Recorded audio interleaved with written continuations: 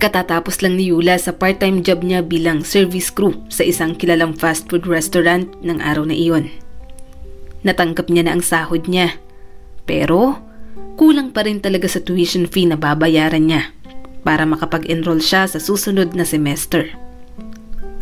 Kalalabas niya lang nang may nanggulat sa kanya. Sinapo niya agad ang dibdib niya at hinampas si Chad, ang boyfriend niya. 2 taon ang relasyon nila at long distance, kaya hindi niya inaasahang tatagal sila ng ganoon. "Ginulat mo naman ako," singhal ni Yula sa nobyo niya. Ngumiti naman si Chad at kinuha ang bag. "Ang seryoso mo naman. Ayos ka lang ba? Halata ang pagod sa mukha mo." "Oo, pagod ako. Ang daming customer kanina. Tapos nag-practice pa kami para sa activity sa campus. Ikaw, kumusta yung school mo? Napagod ka ba sa biyahe?" "As usual, pagod na naman sa training pero nawawala kapag kasama kita." "Gutom ka na ba? Kumain muna tayo." "Ayoko, mapapagastos na naman ako eh." "Sige na, ako naman ang magbabayad eh." Walang nagawa si Yula kung hindi ang sumama na lang sa kanyang nobyo. Kapag nasa tabi niya ang boyfriend, kahit papaano, gumagaan ang pakiramdam niya. Pero ayaw niyang samantalahin iyon. Hindi niya gustong kapag wala siya, ang binata ang sumasagot sa mga gastusin.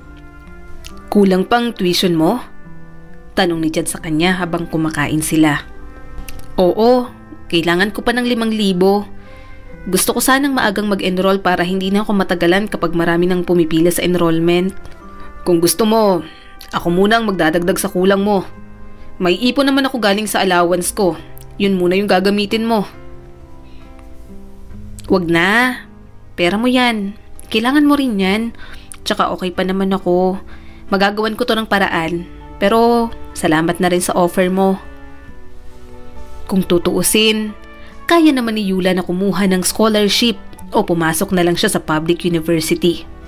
Ang kaso, full commitment ang kailangan sa mga ganoong klaseng eskwelahan. Hindi niya na rin kayang i-maintain ang matataas na grades dahil kailangan niyang magtrabaho.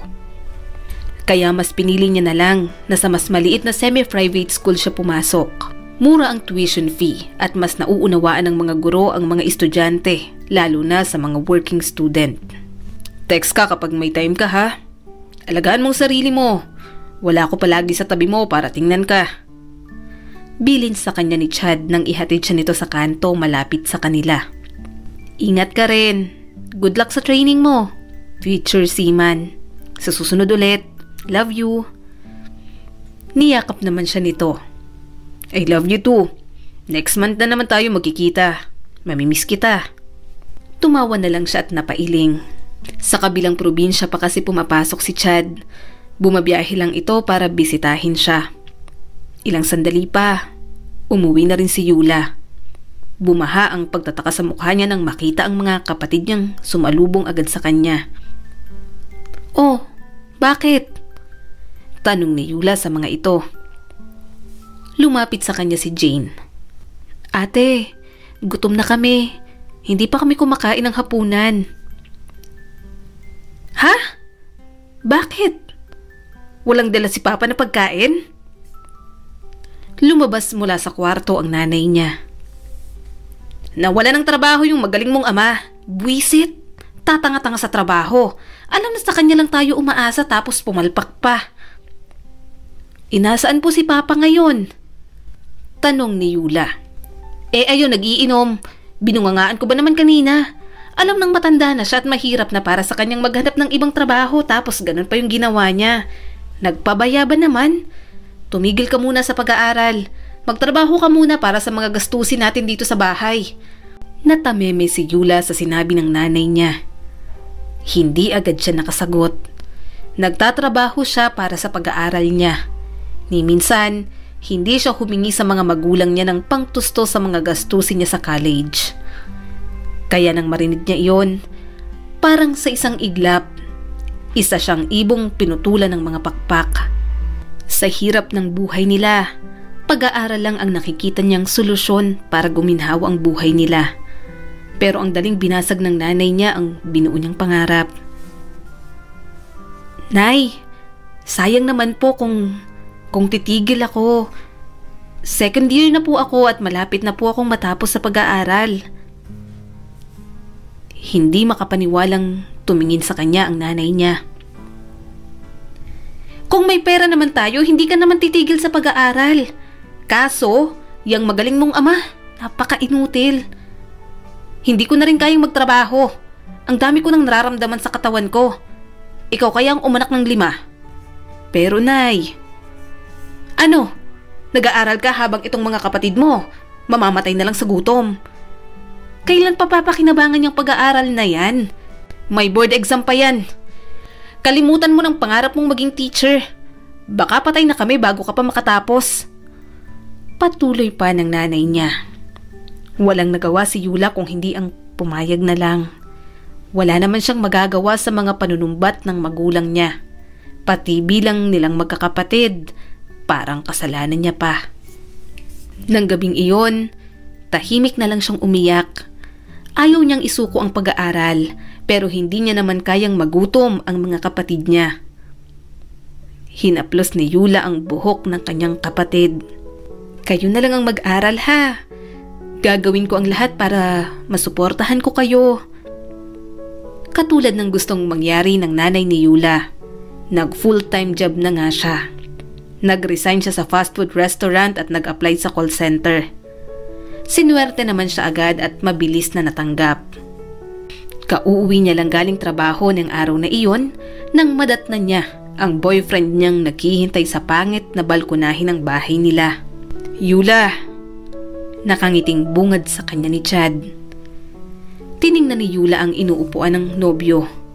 Napapikit siya sa inis nang makitang lumang monoblock chair at may tahipang alambre sa bandang sira ang inuupuan nito. Sana pumasok ka na lang sa loob at sa upuan ka umupo. Bakit dito ka pa umupo? Malamig at mahamugan ka pa. Ang dumi-dumi dito. Hindi pa ako naglilinis. Sunod-sunod niyang sabi. Okay lang. Pinapapasok naman ako ng nanay mo pero sabi ko dito na ako maghihintay. Bakit hindi mo sa akin sinabi na hindi ka na nag-aaral? Na nagtatrabaho ka na lang bilang call center agent? Nahihiyang tumango si Yula. Hindi niya masabi kay Chad ang tungkol sa buhay niya. Ayaw niyang pati ito ay mamomroblema pa sa kanya. Isa pa, hindi niya matanggap na mahal siya ng boyfriend niya. Sobrang galing nito sa pag-aaral at buo ang pangarap. Malayo ang mararating nito. Hindi tulad niyang maraming bagahe sa buhay. Hinawakan nito ang kamay niya. Halika, mag-date tayo. Dala ko yung sasakyan ko. May sasakyan ka na? Namilog ang mga mata ni Yula sa gulat. Regalo lang ni Papa sa akin. Pagod ka na ba? Kung pagod ka na, pwede namang magpahinga ka na lang dito. Hindi, okay lang ako. Gusto rin kitang makadate. Na-miss kita. Wait lang magpapaalam lang ako sa kanila. Wag na. Ako na ang nagpaalam sa mga magulang mo kanina para sa'yo. Tumango na lang siya at nagpatianod kay Chad. Lihim siyang namangha sa sasakyan ng kanyang boyfriend. Pero hindi niya rin maiwasang mainggit. May mga magulang itong willing magpaaral dito at binibigay ang lahat ng gusto. Pagdating sa harap ng sasakyan ay hinila siya ni Chad papunta sa may likurang bahagi. Pagbukas pa lang ng pinto ng backseat ay lumutang na ang mga lobo. Nakita niya ang isang malaking teddy bear na kulay dilaw at malaking bouquet ng yellow tulips.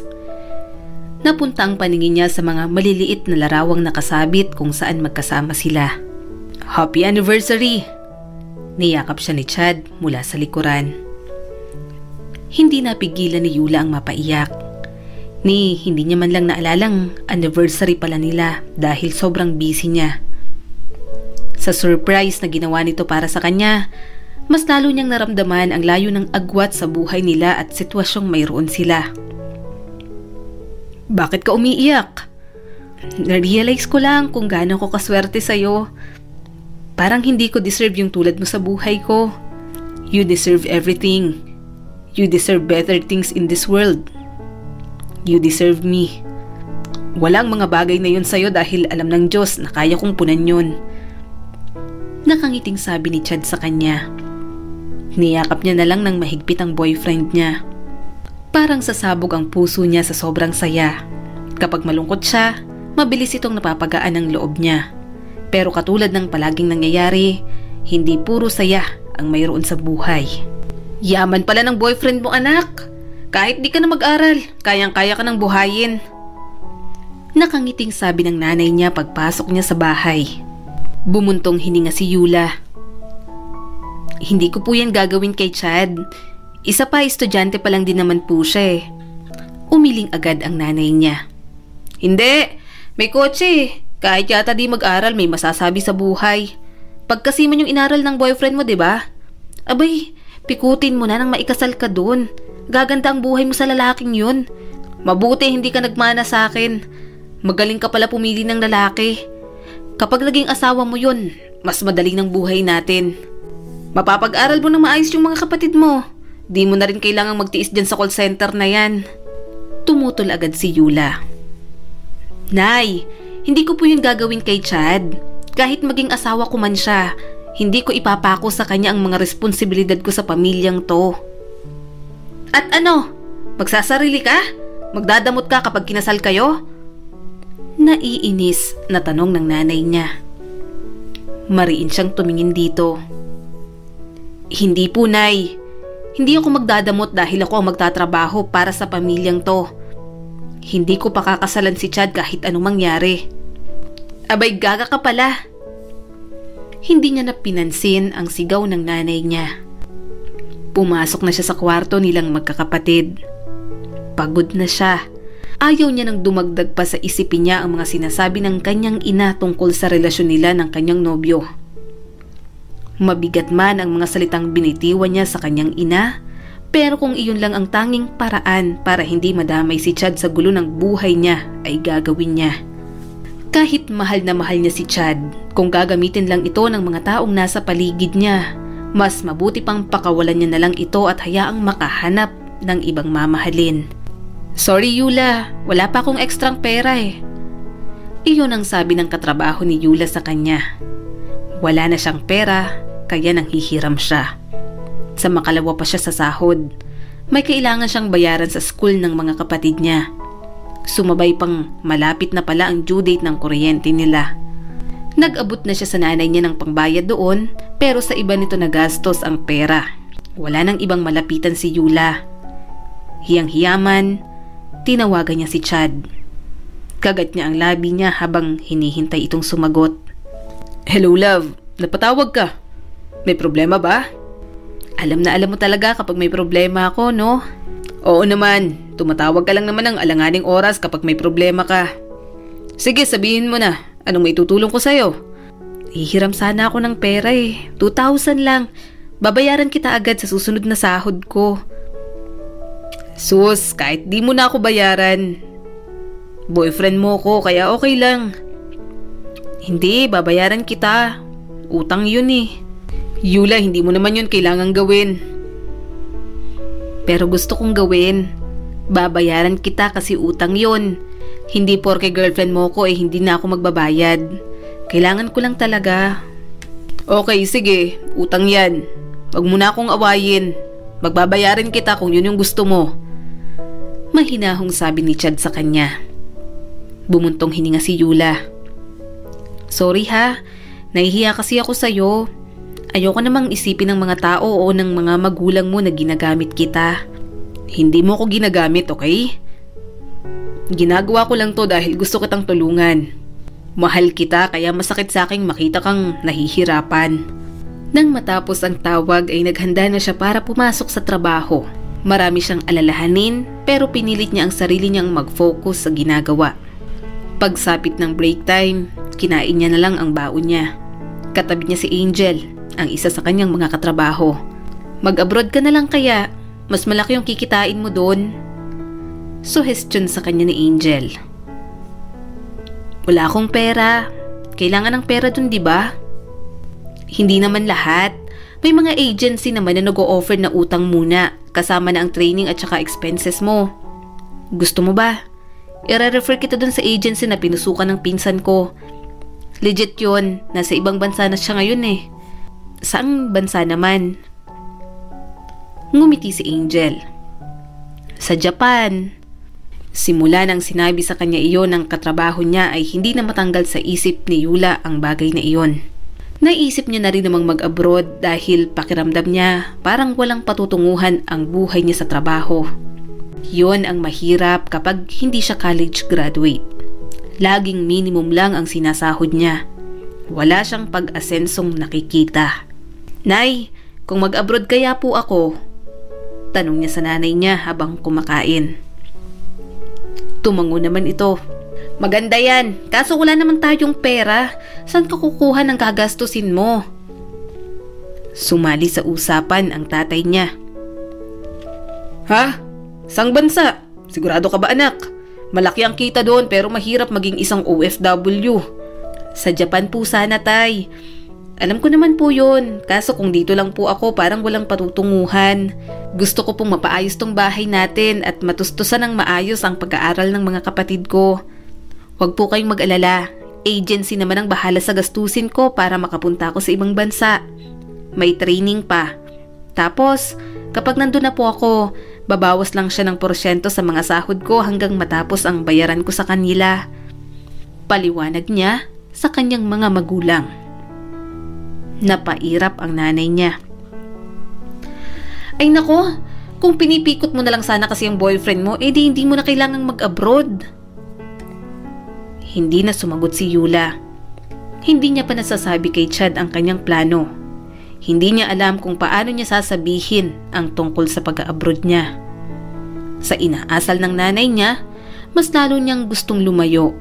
Kailangan niya ng dahilan para tuluyang iwanan si Chad. Kahit anong gawin niya, hindi siya ang babae para dito. Dahil sa Japan, syempre mag-aaral kayo ng Nihongo.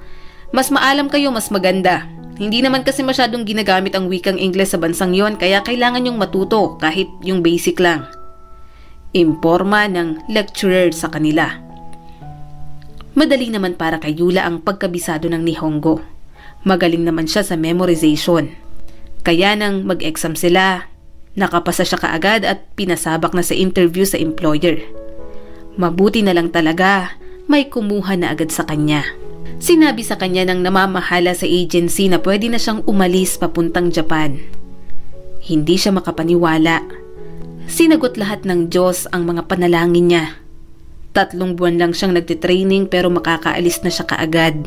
Nang araw na iyon, binigyan lang sila ng 1 linggo para umuwi sa kanya-kanyang pamilya. Kauuwi pa lang niya nang nadatnan niya si Chad sa labas ng bahay nila. Pwede ba tayong mag-usap?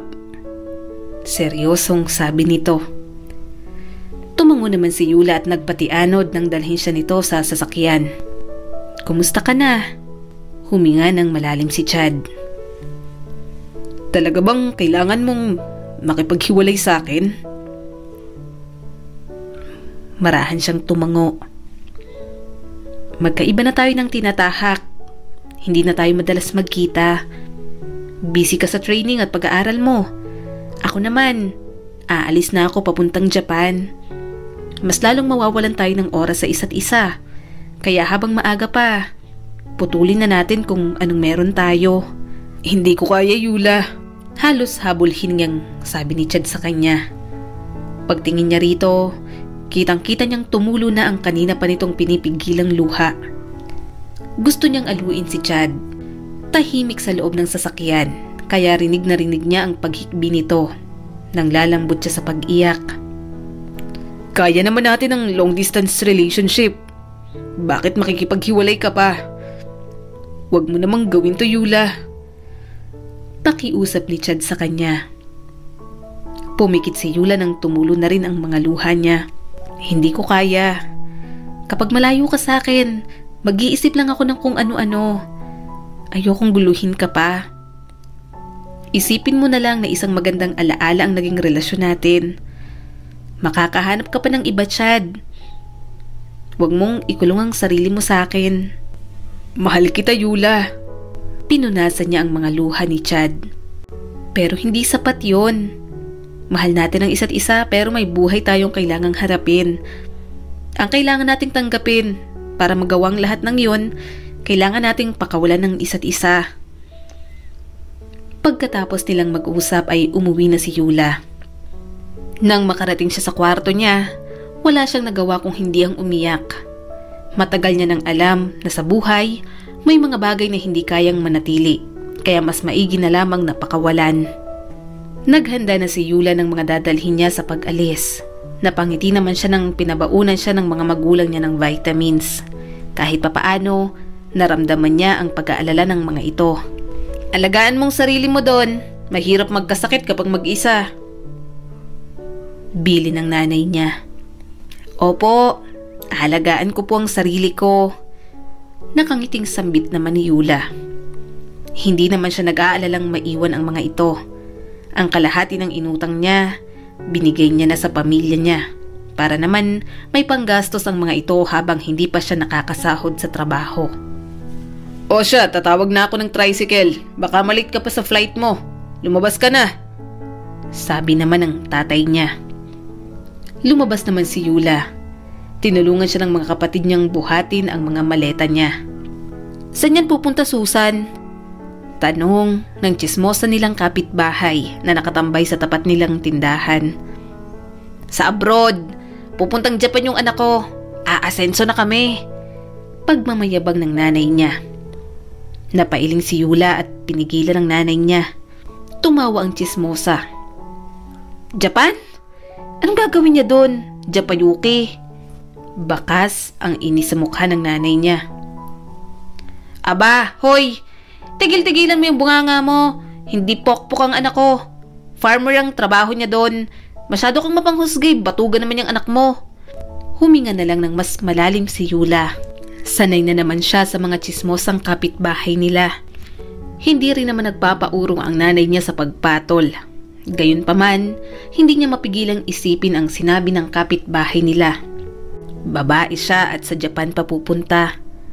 Hindi niya alam kung bakit naging interpretation ng mga Pilipino na kapag nasa Japan ang isang Pilipina, pokpok o entertainer agad ang magiging trabaho. Misconceptions na iyon ng mga tsismosang wala rin namang ambag sa lipunan. Nang sinabi ng tatay ni Yula na mahirap maging isang OFW, hindi niya naman inaasahang ganoon pala kahirap. Hindi lang pagod ang kalaban, lungkot, pag-iisa, at labis na pag-aalala para sa mga naiiwan niya ang palaging gumugulo sa buong sistema niya. Ayos ka lang? Tanong sa kanya ng katrabaho niya. Hinihingal na umupo si Yula at tinanggal ang zipper ng suot niya. Ayos lang. Kaya pa para sa pamilya. Tumawa ang katrabaho niya. Para sa pamilya. Hindi madaling maging farmer sa Japan. Palaging pawis na pawis, lalo na kapag summer. Sa greenhouse sila nagtatanim ng mga gulay. Natuto siyang magtabas ng damo gamit ang truck, magbungkal, magtanim at mag-ani. Gayunpaman, kahit mahirap, kapag wala siyang makain, pinapayagan naman silang mga trabahador na kumuha ng gulay na pwedeng lutuin at kainin. Malaking tulong yun sa kanya, lalo pa at mataas ang cost of living sa Japan. Ilang sandali pa ay natapos na rin ang trabaho nila roon. Nakasakay na sila sa likod ng truck na ginagamit niya para sa delivery. May pupuntahan din naman ang amo nila kaya sinabay na silang mga trabahador sa pag-uwi. Anong gagawin mo sa day off natin? Sa apartment ka na naman? Tanong ni Grace sa kanya, ang pinakamalapit niyang katrabaho. Oo, magpapahinga lang ako. Sagot naman ni Yula. Tumawa si Grace at napailing. Sayang naman, nandito ka na sa Japan, sulitin mo na. Maraming tourist destination malapit dito. Mamasyal tayo, kumain na rin tayo ng ramen. Mapapagastos lang ako, marami pang gastusin ng pamilya ko sa Pilipinas. Totoo yun, marami pang kailangang bayarang utang ang pamilya niya, kaya medyo gipit siya. Kaya kada sahod ni Yula, isang lapad lang ang natitira sa kanya at pinagkakasya niya lang iyon sa loob ng isang buwan. Ililibre kita, may tuturo din ako sa iyong diskarte. Gandahan mo ang suot mo ha. Pangit at dugyot na nga tayo sa trabaho, dapat maganda tayo kapag namamasyal. Saad ni Grace sa kanya.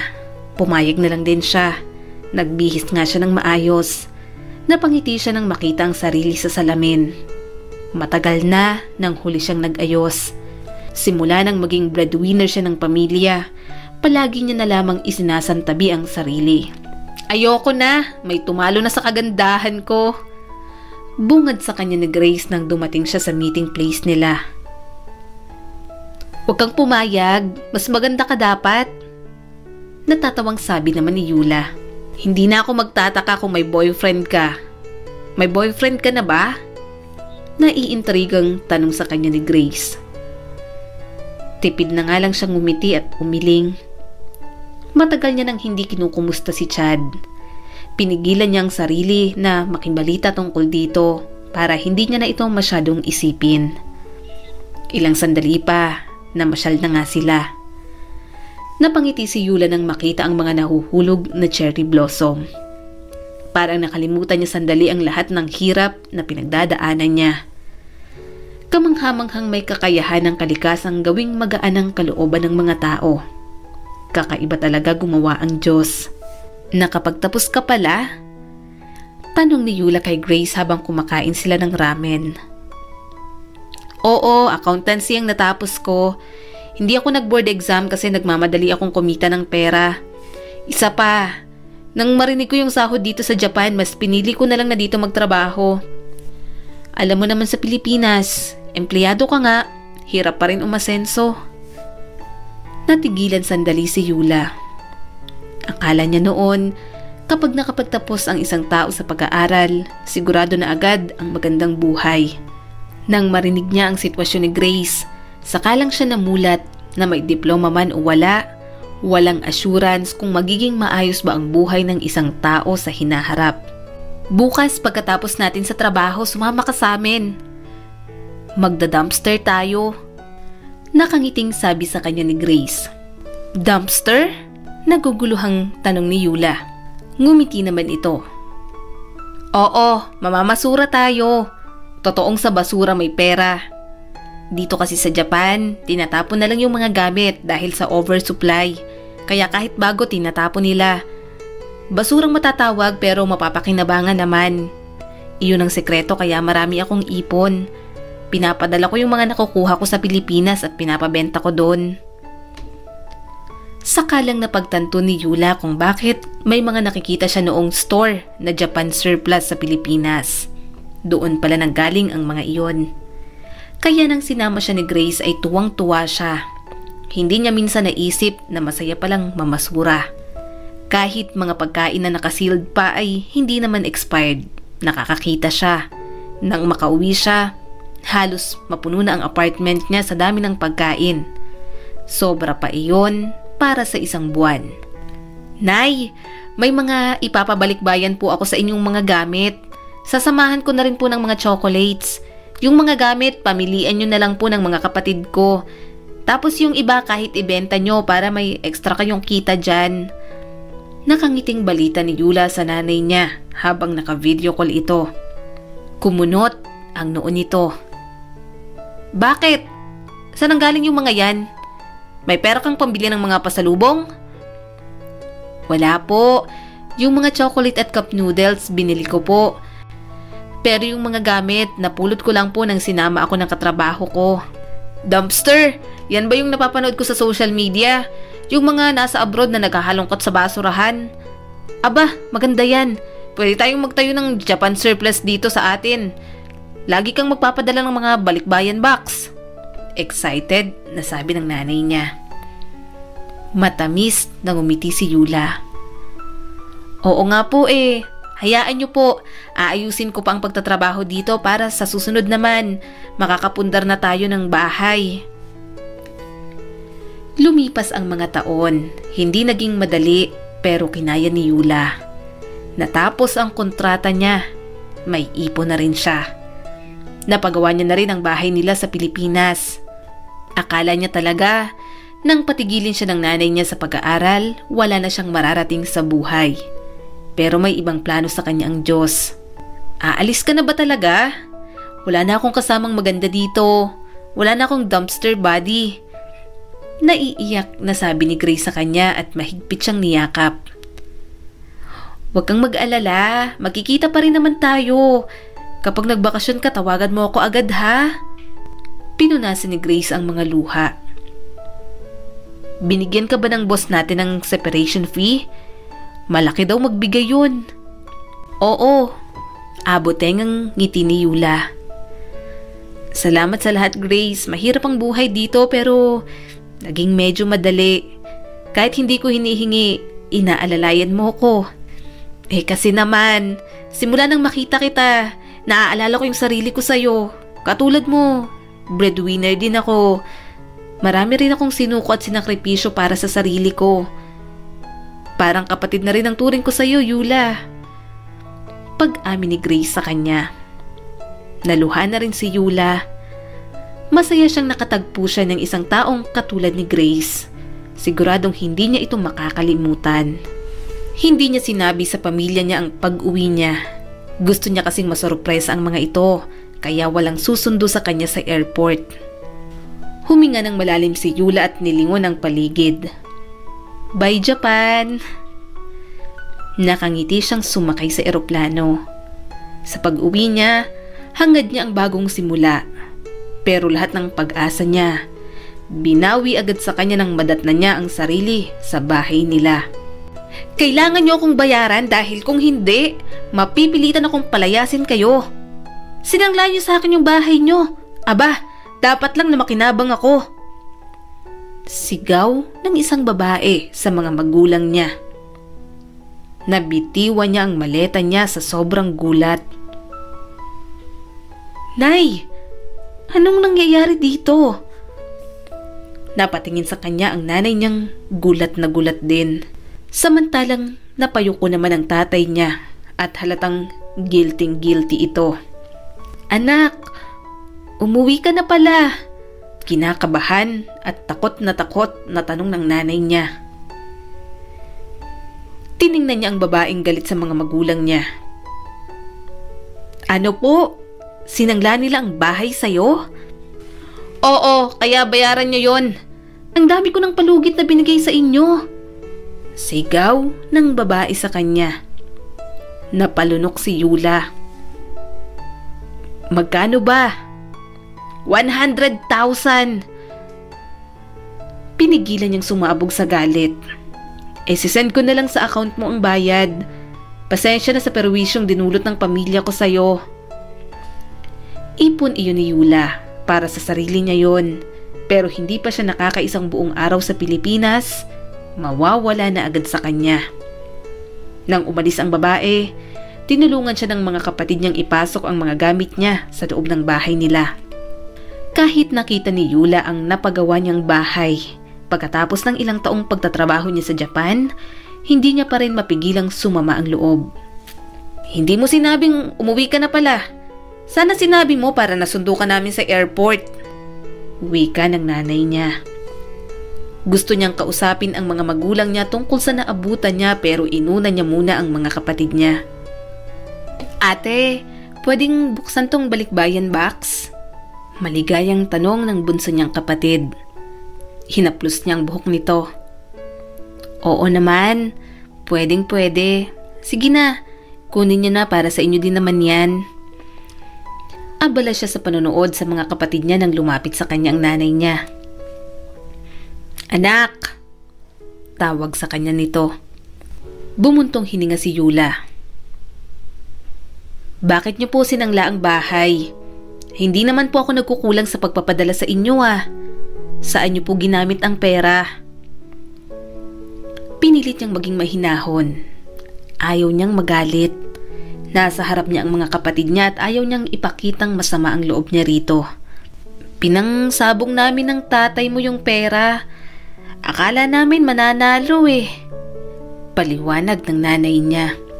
Napapikit si Yula sa sobrang inis. Ano? Bakit kayo nagsabong? Kailangan niyo po ba ng pera? Bakit hindi niyo sinabi sa akin? Kung hindi pa ako umuwi, hindi ko pa malalaman to. Bago pa siya tuluyang sumabog, pumasok na siya sa kwarto. Sinabi niya na lang na magpapahinga na siya. Nang makahiga sa kama, huminga siya ng malalim. Akala niya, kapag nakauwi na siya ay makakapagpahinga na siya. Pero mukhang magsisimula pa lang ang mas mabibigat na dagok sa buhay niya. Nakatulog si Yula sa sobrang pagod. Nagising lang siya nang maamoy ang pagkaing niluluto. Na-realize niyang palubog na palang araw. Nasaan po si Jane? Tanong niya sa nanay niya. Malapit na po yung mag-graduate, no? Pwede po bang ako ang sumama sa graduation niya? Excited pa naman ako. Bumili ako sa Japan para sa isusuot ko sa event na yon. Biglang natahimik ang lahat. Kumunot ang noo niya. Hindi niya maintindihan ang reaksyon ng mga magulang at mga kapatid niya. Nasaan siya? Tanong ulit ni Yula. Padabog na nilapag ng tatay niya ang baso sa lamesa. Wala ka nang ihahatid sa graduation. Nabuntis ng tricycle driver. Pinalayas namin ang nanay mo. Nabitiwan ni Yula ang kubyertos na hawak. Hindi siya makapaniwala.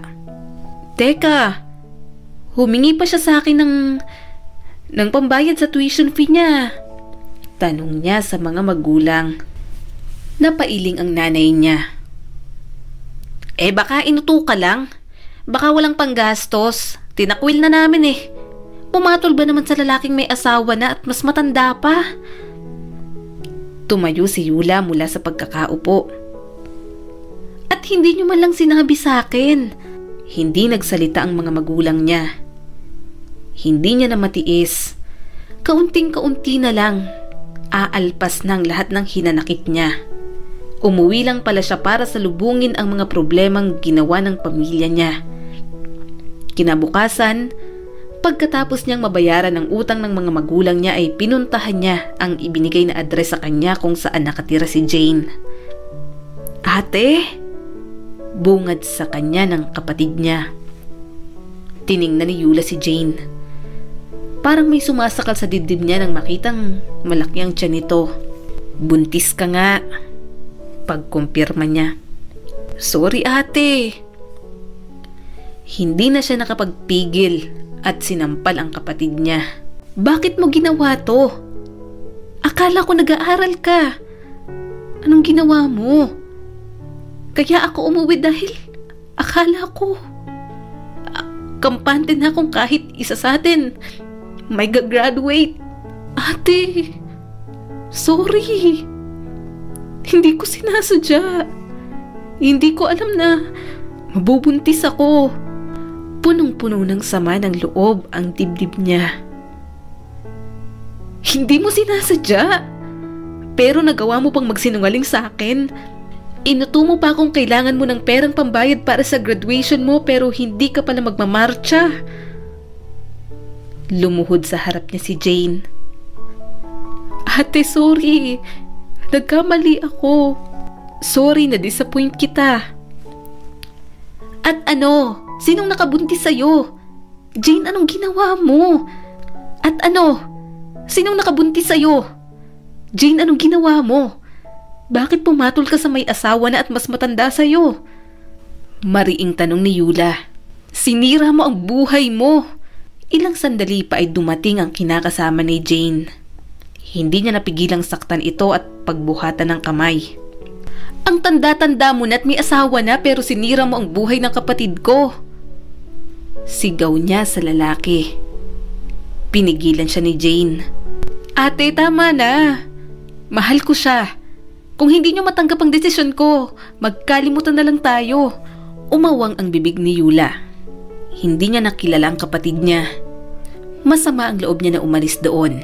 Umiiyak siya habang nasa tricycle. Ginawa niya naman lahat para sa pamilya niya. Alam niyang hindi siya nagkulang pero bakit ganun? Puro hinanakit lang ang ganti ng mga ito sa kanya. Pagkarating ni Yula sa kanto ay bumaba agad siya. Naglalakad siya sa iskinita nang makita niyang isang kapatid niya. Arnold? Tanong niya. Bahagya pa siyang lumapit. Nanlaki ang mga mata niya nang makita ang binili nito sa isang lalaki. Hindi siya napansin nito. Pagkatapos ng maikling transaksyon ng dalawa ay umalis na ang mga ito. Nagmamadali niyang sinundan si Arnold. Nang maabutan niya ito, hinila niya ito agad paharap sa kanya. Ate? Gulat na sabi ng kapatid niya. Mabilis niyang kinapa ang bulsa ng shorts nito. Nakita niya agad ang maliit na pakete ng shabu doon. Ano to? Pilit inabot ni Arnold ang droga sa kanya. Ate, akin na yan. Adik ka? Kailan pa to? High school ka pa lang at bawal to. Saan ka natuto?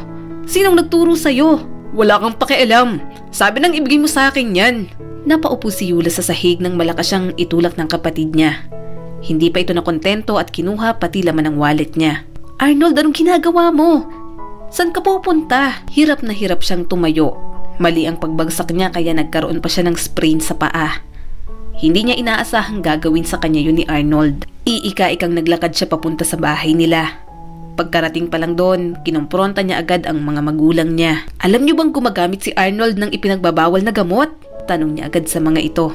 Sumagot ang nanay niya. Oo, pinigilan namin yan pero ayaw magpaawat. At hindi niyo na naman sinabi sa akin.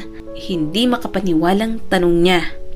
Napailing ang nanay niya. Kapag masabi namin sa'yo may magagawa ka ba? Nasa abroad ka. Ano? Uuwi ka para patinuin niyang kapatid mo. Kung yun ang gustong tahaking landas ng kapatid mo, hayaan mo. Naiiritang hinawi ni Yula pataas ang buhok niya. Naririnig mo bang sinasabi mo? Anak mo sila, Nay. Kayo dapat ang gumagabay sa kanila sa tamang landas pero hindi nyo ginawa. Ako na ngang nagtatrabaho para sa pamilyang to. Sinalo ko na nga ang lahat. Pag-aalaga na lang sa mga kapatid ko, na mga anak nyo. Ang tanging maitutulong nyo, hindi nyo pa magawa. Anong sabi mo? Tumulo ang mga luha ni Yula sa sobrang galit. Ang dami-dami nyong hindi sinabi sa akin. Ang dami-dami nyong hindi sinabi sa akin. Ang nangyari kay Jane, ang pagiging adik ni Arnold. Itong pagsangla nyo sa bahay para lang ano? Para may pangtaya kayo sa sabong. Ni hindi nyo man lang inalam kung saan nanggaling ang perang sinayang ninyo. Kung gaano karaming dugo at pawis ang inalay ko para kumita lang ng maraming pera para sa inyo. Sinampal siya ng nanay niya. Aba! Huwag mo akong masumbat-sumbatan dahil anak lang kita. Wala kang karapatang magsalita ng ganyan sa akin, Yula. Nag-abroad ka lang, yumabang ka na. Akala mo kung sino ka. Wala kang utang na loob. Hindi napigilang sumagot ni Yula. Ano? Wala pa rin akong karapatan? Hindi pa rin ako pwedeng magbigay ng opinyon ko? Nay, narinig niyo ba akong nagreklamo noon nang sinabi niyong tumigil ako sa pag-aaral? Hindi, di ba?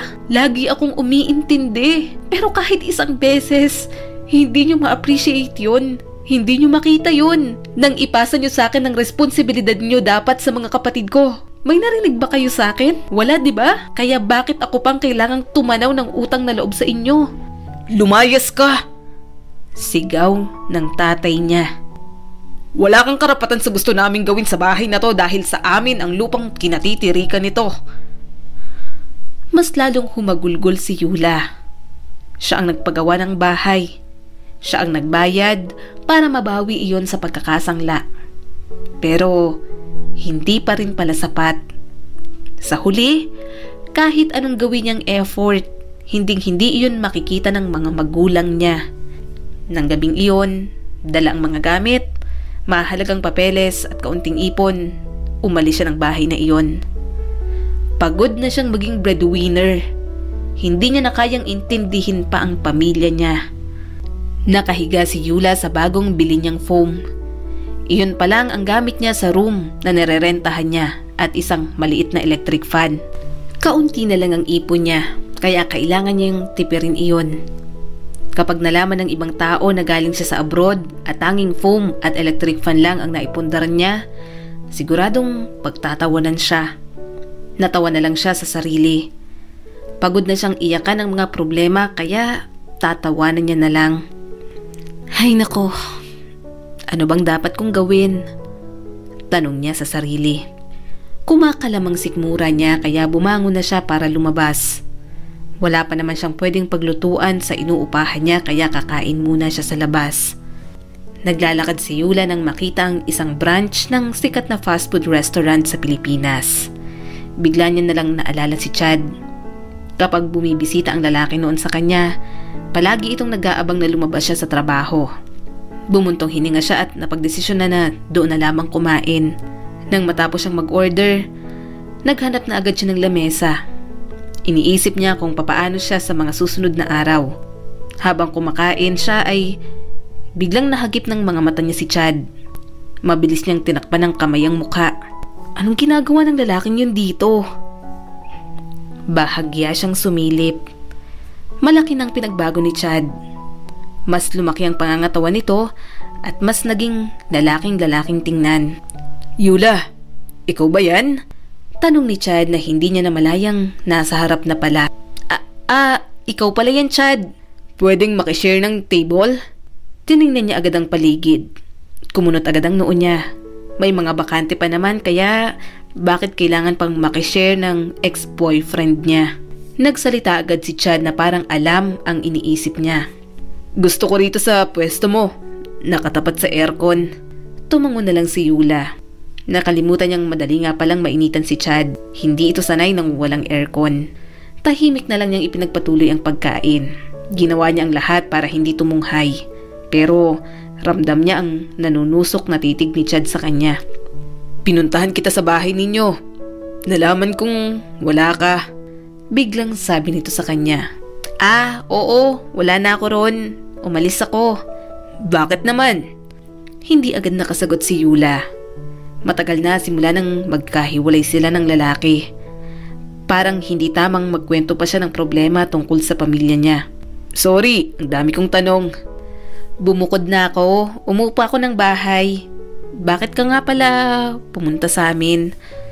Nalaman kong umuwi ka na eh. Oo, umuwi na ako. Tapos na yung kontrata ko. Simpleng sagot ni Yula. Gusto niya kahit papano maging kasuwal pa sila sa isa't isa. Naging maayos naman ang paghihiwalay nila noon. Pero alam ni Yula na maraming naiwang katanungan sa relasyon nila. Kaya kahit pagiging magkaibigan, natatakot siyang ialok man lang. Babalik ka pa? Tanong ni Chad sa kanya. Baka hindi na. Dito na muna ako. Maghahanap ako ng ibang trabaho at mag-aaral na rin muna ako kung paano kumita ng passive income. Hindi niya alam kung bakit kailangan pang pumunta ni Chad sa kanila. Matagal na silang tapos. Ilang taon na rin ang nakalipas at sigurado siyang pareho na silang nakamove on. Naiilang siya sa mga tanong nito. Hirap na hirap siyang sagutin. Kaya siya naman ang nangumusta. Ikaw, kumusta ka na? Seaman ka na siguro. Oo, kabababa ko lang ng barko. Siguro marami ka ng chicks. Kapag seaman daw, marami raw Brazilian. Pangaasar niya pa. Kumunot naman ang noon nito. Hindi ako katulad nila. Wala akong asawa. Kahit girlfriend, hindi ako nagkaroon. Wala akong iba. Ikaw na yung huli. Hindi na ulit makapang-asar si Yula. Napalunok siya. Bakit kailangan pa nitong sabihin na wala itong babaeng nakarelasyon pagkatapos niya? Anong gusto nitong iparating? Gusto ba nitong ipaalam sa kanyang hindi pa ito nakaka-move on? Ikaw, wala ka pang asawa? May boyfriend ka na ba? O may naging boyfriend ka ba pagkatapos ko? Sunod-sunod na tanong ni Chad. Wala rin. Abala ako sa trabaho ko sa Japan. Wala akong oras para maghanap ng boyfriend. Kung may oras ka, maghahanap ka? Pwede rin. Ano? Kanino ka naman makikipag-date? Sa hapon? Hindi napigilang tumawa ni Yula. Ano bang mga klaseng tanong yan? Tama ka, ayoko ng hapon. Pinoy pa rin at katulad mo, ikaw rin ang huli kong boyfriend. Napangiti si Chad, saka pa lang ito nagsimulang kumain. Umiwas na lang siya ng tingin at napailing. Nilagay nito sa harap niya ang isang choco sundae. Binili ko yan para sa'yo. Kainin mo na't baka matunaw pa. Tinanggap niya naman iyon. Pinanliitan niya ng mga mata si Chad habang nilalantakan ng ice cream. Ibig sabihin, pagpasok pa lang ng lalaki, alam na nitong nasa loob siya. Pagkatapos nilang kumain, nagaya agad si Chad na ihatid siya pa uwi. Hatid na kita. Isasakyan ako. Hindi, okay lang. Walking distance lang naman yung inuupahan ko dito. Huwag mo na akong ihatid. Di maglalakad na lang din ako. Iiwan ko na lang yung kotse ko dito tapos babalikan ko na lang pagkatapos kitang ihatid. Hinayaan na lang ni Yula. Sa nakikita niya pa lang sa mukha ng lalaki, parang walang makakapigil sa gusto nitong gawin. Pagkarating sa tapat ng inuupahang bahay, pumasok agad siya pero niliitan niya lang ang bukas ng pinto. Sorry, hindi kita mapapatuloy. Kalilipat ko lang din kasi wala pa kasi akong masyadong gamit. Titig na titig sa kanya si Chad bago tumango. Sige, uuna na ako. Bukas ulit. Ha? Bukas ulit? Sige, alis na ako. Mag-ingat ka dyan. Ilak mo ang pinto mo. Bilin pa sa kanya ni Chad bago umalis. Sinapo na lang ni Yula ang dibdib niya. Parang sasabog ang puso niya sa hindi maipaliwanag na dahilan. Sinaktan niya si Chad noon kaya ayaw niya nang bumalik pa ito sa buhay niya. Naghanap na nga si Yula ng ibang trabaho. Pakiramdam niya, back to zero na naman siya sa buhay niya. Naghanap lang siya ng part-time job para maasikaso niya ang gusto niyang pagkakitaan na magbibigay sa kanya ng passive income. Nag-invest siya sa mga real estate. Nagtiis siya sa masikip at pangit na inuupahan niya. Natuto rin siyang mag-online selling. Nakipag-communicate siya ulit kay Grace at nagpatulong magpahanap ng produkto na pwede niyang ibenta. Samantala, kapag kumikita ang investment niya sa real estate ay iniipon niya iyon para bumili pa ng panibagong property na mapapakinabangan. Pinag-aralan niya lahat ng pasikot-sikot. Sumali siya sa mga community na magbibigay ng kaalaman tungkol sa ginagawa niya. Tuwang-tuwa siya nang matanggap ang first million niya sa loob lamang ng 6 na buwan. Abala si Yula sa pagkain nang biglang may kumatok sa pinto ng inuupahan niya. Pagbukas niya, gulat na gulat siya nang makita si Chad sa labas ng bahay niya. Bihis na bihis at may dalang isang bouquet ng mga pulang rosas para sa kanya. "Anong ginagawa mo rito?" Bigla siyang nahiya. Nakapantulog pa siya at hindi niya naipit ng maayos ang buhok niya. Suot niya pa ang reading glass at dahil may inaasikaso siyang mga papeles habang kumakain ay talagang wala na siyang oras na mag-ayos. "Manliligaw sana ako ulit sa'yo." "Ano?" Napatingin si Yula sa mga kapitbahay niya kaya hinila niya agad papasok sa loob si Chad. "Halika nga muna. Agaw atensyon ka sa labas." Agad niya namang pinagsisihang pinapasok niya pa ang lalaki. Nagkalat sa sofa ang mga paninda niya. Hindi niya pa iyon nalilinis kaya agad niyang binaba ang mga bulaklak at nagmamadaling tinabi ang mga iyon. "Sorry makalat, katatapos ko lang kasing mag-live selling kanina." "Anong ulam mo? Ito lang ang ulam mo? Diyan lang ang dinner mo?" Nagtatakang tanong ni Chad sa kanya. Oo, wala na kasi akong time magluto kaya yan lang yung inuulam ko." Napailing si Chad at lumapit sa refrigerator. Naghanap ng maluluto. "Kahit gulay at prutas wala ka dito. Bakit puro frozen food ang pagkain mo? Tsaka mga dilata." "Busy din kasi ako kaya yan lang yung mga binibili ko." Sinarado ni Chad ang refrigerator. Nakapamaywang na may tinawagan ito sa cellphone. Napakagatlabi na lang siya at umiwas ng tingin. Ilang sandali pa ay si Chad ang nag-ayos ng mga paninda niya. Pinigilan niya naman ito pero ayaw talagang magpaawat. "Ako na, maupo ka na doon. Ituloy mo na yung ginagawa mo. Ako nang bahala dito. Hintayin mo na lang yung pagkain mo. Nagpa-deliver ako." Bumalik na lang si Yula sa ginagawa niya. Lumipas ang ilang minuto. Dumating na ang in-order na hapunan ni Chad para sa kanya. "Salamat, pero Chad, seryoso ka ba? Nandiligaw ka sa akin?" "Oo, seryoso ako." "Bakit naman?" "Mahal pa rin kita kaya maliligaw ako sa'yo." Napayuko si Yula. Hindi niya alam kung bakit bigla na lang tumulo ang mga luha niya. Kanina pa siya nagtitimping umiyak. Siguro pagod lang siya kaya masyado siyang nagiging emosyonal. "Bakit mo talaga ako iniwan nun, Yula?" "Kasi wala pa akong papatunayan sa'yo. Kita mo nga, siman ka na, samantalang ako eto pa rin. Kumakayod pa rin ako para mabuhay. Wala man lang akong maipagmamalaki."